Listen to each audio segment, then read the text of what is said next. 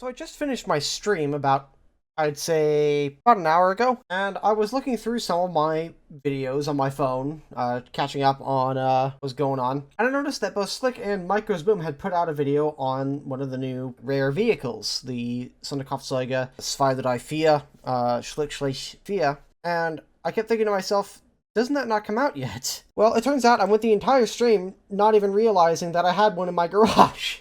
Oh man, I am so shit at this. Anyways, so we're going to take this thing out for a few battles and see how well it does.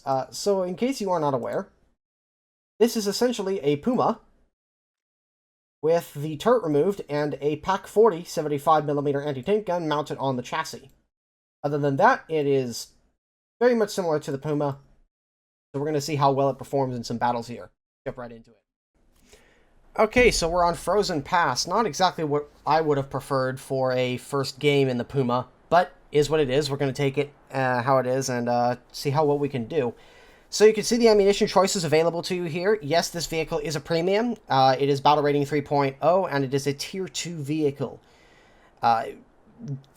Excellent choice of ammunition here. I mean, it is a PaK 40, so expecting great things from this gun. This is all post-commentary, by the way.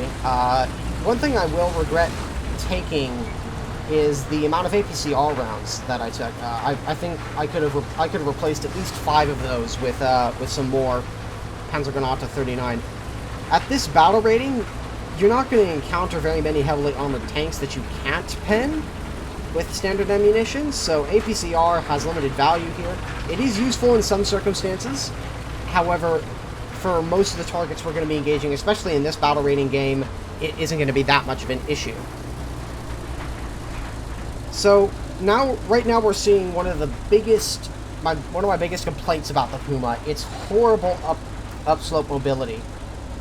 This is relatively quick for a Puma going uphill, and it can get worse, and it is worse in some cases. So something I really, really hate about the Puma chassis in general is its absolutely god-awful uphill mobility.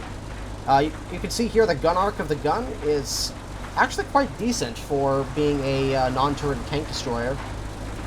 So you've got quite a bit of movement to your left and right, and that extra movement does come in handy. Something else that's a little bit annoying, your chassis is generally so light you won't knock trees over unless you give them a good bump. So something else I'm sure some of you have noticed down at the bottom is the artillery that is on this vehicle. I don't know if that's a mistake by Gaijin, because generally they don't give tank destroyers artillery. However, if it stays on the vehicle, then that's going to be a nice boon. I saw somebody firing over there, and here's my first kill, a Calliope. PaK 40 doing what it does. So I back up here because I am looking for cover. This vehicle does not have very much in the way of armor, so it is not wise to stay in one place for too long. So again, you can see the gun arc there is actually quite nice. You can see there's also a machine gun mount. It looks like an MG42 set on a pintle mount up and to the right of the gun. So you do have a machine gun that you can mark targets with and so on, which is quite useful. Check in the team list. And T-34 there. That one should have hit him. I'm not totally sure where that one went. I think it hit the rock. And I never got another shot on him. So yeah, see there is a that's an armored car. I tried to give it a little lead, but nah, nothing. I'm gonna leave this replay uncut and unedited so you guys can get an idea of how the vehicle performs in all sorts of little situations. However, I won't be talking over every single portion of the video. So portions like this where it's kind of dead, I'll talk through. Right now my thinking is to head up to the ridge up on the southwestern side of the map, because there's some fighting going on over here that I can see. I checked the ridge line because the last thing I want to do with a very unarmored vehicle is drive out in front of the guns of or give my side to the guns of anybody sitting up on that ridge. So you can see I'm scanning up there, just double checking to make sure. And it looks like those guys are fighting something, and I think I saw rockets earlier, so that tells me it's most likely a Calliope at this low of a tier. I'm just going to come up onto this ridge again. The terrible upslope mobility, not faring very well, and it is a Calliope. So I'm going to take a little shot at the corner here. I thought that was like the side of his turret, but it turned out it wasn't. I take a shot into the rocket racks just to make sure, but I didn't get any sort of assist out of that. I was not very happy about that at the time. So I've got a couple of options here. I can go down into the low grounds here and double check that, or I can try and support my allies who are heading for the cap up here, so I decided to do the latter. Checking behind me, making sure nobody's coming up on my ass. Honestly, this vehicle is definitely not a it's not an aggressive scout. I wouldn't suggest playing it like that. I do play it quite aggressively in this game because I kind of wanted to see what this vehicle could do. But I would recommend this thing as an ambush sniper. So you get into a firing position, you wait until some poor hapless bastard drives out in front of your gun, or you roll into a firing position. I was a little disappointed I didn't hit him center mass there. Somebody else took the kill. And then you pull back and you wait for another target to appear. You don't sit in one place for very long with this vehicle. If you stay in one place and fire more than 2 shots, I would say you're doing it wrong. I didn't see where the bombs fell, and I was a little bit worried there. You can see with the light armor of this vehicle that even at that distance, it still damaged me. I was going to try and save this Panzer III, but I was a little bit too late. And that is kill number 2.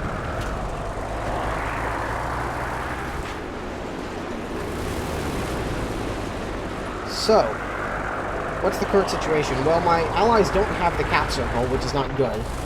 I'm waiting for them to advance on it, and I'm going to see if I can provide them some overwatch. I hear something off to my right, and that it turned out to be an M24 Chaffee down below me. And at this point, I start to get kind of uncomfortable with the fact that there's not enough cover up here for me. Because again, you don't exactly have a lot in the way of armor. In fact, you have almost no armor whatsoever. So I turn myself around with the intent of checking my rear. Always good to check your rear every now and then. Wait there for a moment and decide, you know what? Let's go down here and check and see if there's anybody flanking our team.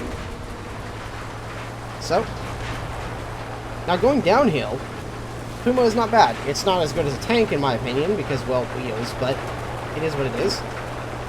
We come around the corner, and hello there, Mr. Sherman. Yeah, that was going to end badly for him either way.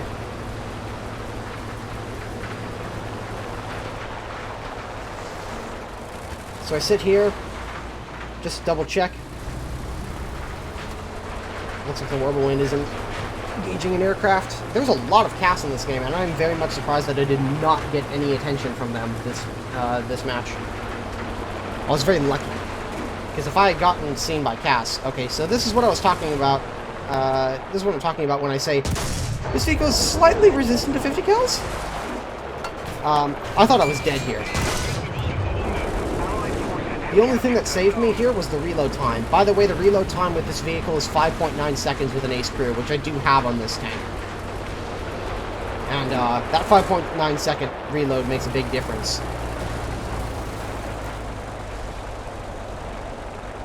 So again, terrible mobility going over hills. So I see an AA vehicle, shoot it, and I start to go forward, and oh my god, that's a KV-1. Panic fire and take out his gunner and his horizontal drive with the first shot. So I quickly roll forward, damage his cannon bridge so he can't fire at me, and at this point it's just a matter of finishing him off. That could have ended very badly for me. So I decide, okay, well, there's not a lot of cover here, so I'm going to move up over to this other ridge line and see if I can't ambush somebody.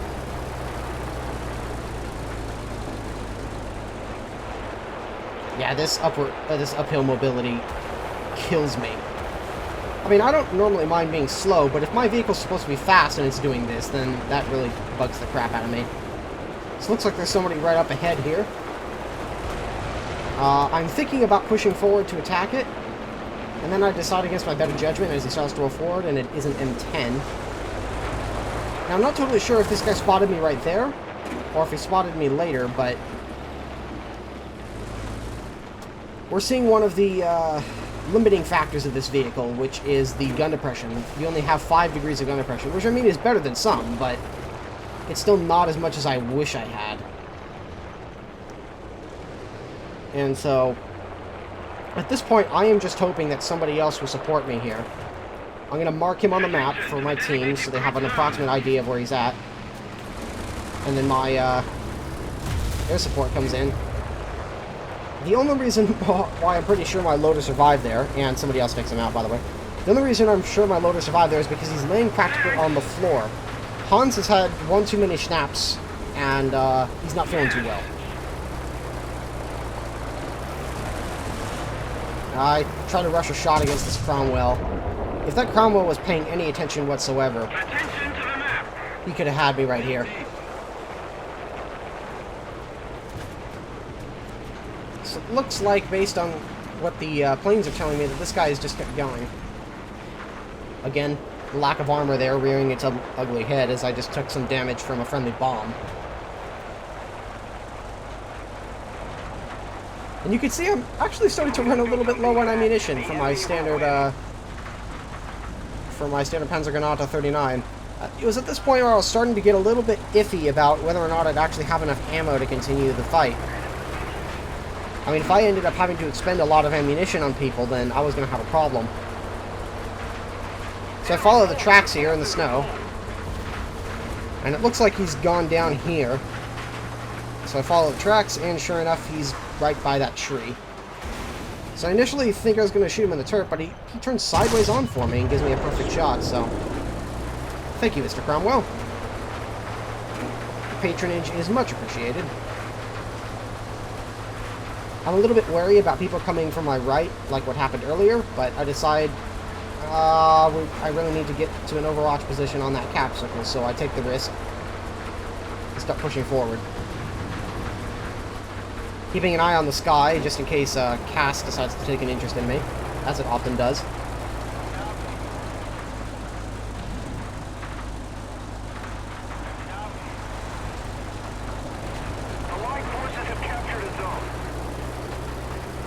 Taking a look back over my shoulder, making sure nobody's coming down that causeway. Den Sturmpanzer. Panzer 4G. And if my memory serves me right, I don't think I kill anything else this game. I kind of just sit here and overwatch the cap circle. So I'll take these last couple minutes of the battle to talk over my initial impressions of the vehicle. Is it good? Yeah, it's pretty decent, especially at its battle rating. I could definitely see this vehicle being a favorite of a lot of people. I was kind of disappointed I didn't kill that guy with a single shot, but okay. The gun on it is fantastic. It's a standard Pak 40.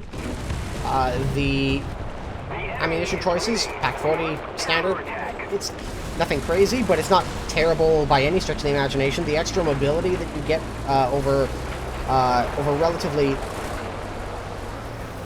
smooth terrain does give you the ability to get into firing positions quite early on.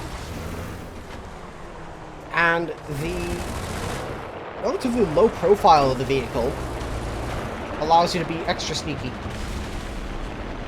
So yeah, this is definitely not going to be your standard rush the enemy cap circle, or rush the cap circle and take all the objectives type of vehicle. This is definitely most going to be a sit back, wait for enemies to drive into your gun sights and pick them off one by one using ambush and long-range engagements. Because the last thing you want to be stuck in is an engagement with an enemy tank head-on. If you're stuck in that sort of situation, you're gonna die. It's pretty simple, because all they have to do is put an AP round right through the front of your tank, or right through the front of your vehicle, and it will just kill everybody. You've only got 3 crew members in this vehicle. You've got the driver, the gunner, and the loader, basically. And I thought I was gonna get stuck here right at the end of the game. I don't, but That would have been embarrassing for my very first battle in this vehicle.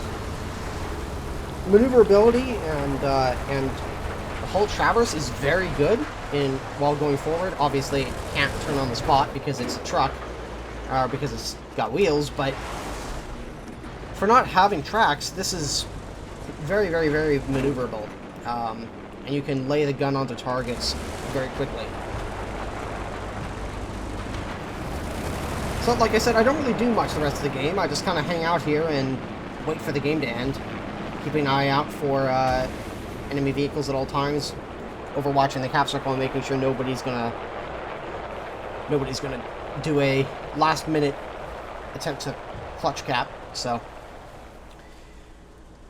I realize that this last part of the battle isn't very exciting. However, I wanted to leave this unedited for you guys so you can get a better idea of how this thing plays. Without further ado, this has been Many Miles Away. If you have any further questions about the vehicle, please leave your questions in the comment section below, and I will attempt to answer all of them as time comes. In any case, thank you guys for watching. This has been Many Miles Away. Keep your tracks checked, keep your bindings in place, keep around in the tube, and I will see you guys in the next video.